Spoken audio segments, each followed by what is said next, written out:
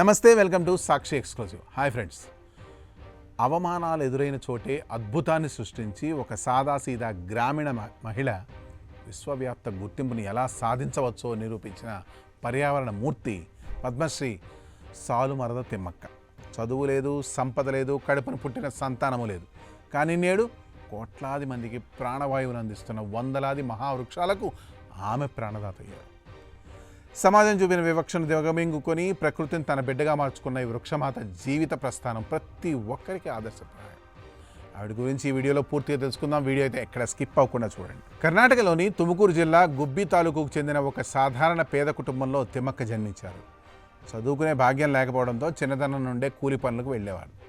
అనంతరం హులికల్ గ్రామానికి చెందిన చిక్కయ్యతో ఆమెకు వివాహం జరిగింది. పెళ్ళైన చాలా ఏళ్ల వరకు సంతానం కలగకపోవడంతో చుట్టుపక్కల వారి నుంచి, సమాజం నుంచి ఆమెకు తీవ్రమైన హేళనలు, అవమానాలు ఎదురయ్యాయి.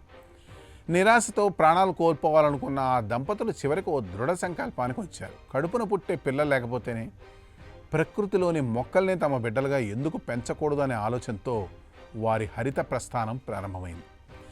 తమ గ్రామం హులికల్ నుండి కుదూరు వెళ్లేదారిలో ఎండ తీవ్రత ఎక్కువగా ఉండే 4 కిలోమీటర్ల రోడ్డు మార్గాన్ని వాళ్ళు దీనికోసం ఎంచుకున్నారు.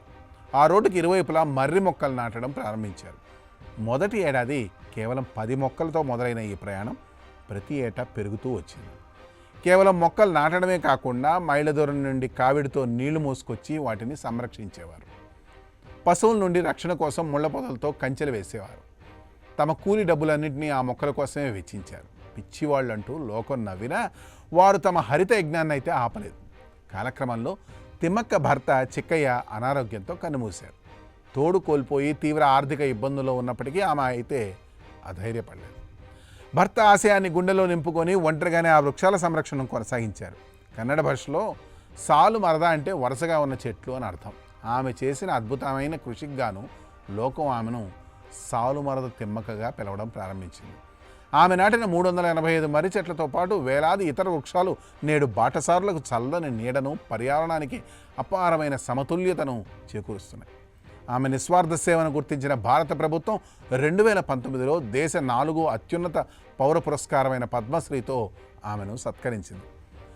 రాష్ట్రపతి భవన్లో అవార్డు అందుకునే సమయంలో ప్రోటోకాల్ను పక్కన పెట్టి అప్పటి రాష్ట్రపతి రామ్నాథ్ కోవింద్ గారి నుదుట తిలకం దిద్ది దీవించిన ఆమె అమాయకత్వం, మాతృహృదయం దేశ ప్రజలందరినీ కదిలించింది. శతాధిక వయస్సు దాటినప్పటికీ తిమ్మక్క నేటికి పర్యావరణ పరిరక్షణపై అవగాహన కల్పిస్తూనే ఉన్నారు. సమస్యలు ఎదురైనప్పుడు కుంగిపోకుండా సమాజానికి మేలు చేసి ఒక గొప్ప సంకల్పాన్ని ఎంచుకుంటే చరిత్రలో నిలిచిపోవచ్చని తిమ్మక్క జీవితం నిరూపించింది. సంతానం లేదని బాధపడిన ఆ తల్లి నేడు కోట్లాది వృక్షాలకు ప్రాణదాతగా మారి, ప్రాణమాతగా మారి, పచ్చని ప్రకృతిని ప్రేమించే ప్రతి ఒక్కరికి ఒక నిలువెత్తు స్ఫూర్తిగా నిలిచారు. ఆమె ఆశయాన్ని నేటి యువత అర్థం చేసుకొని అడుగు ముందుకేస్తే ప్రపంచమే పచ్చదనం అవుతుంది. ఈ స్టోరీపై మీ కామెంట్స్ తెలియజేయండి. That's all for today. This is Harikrishna signing off Sakshi exclusive.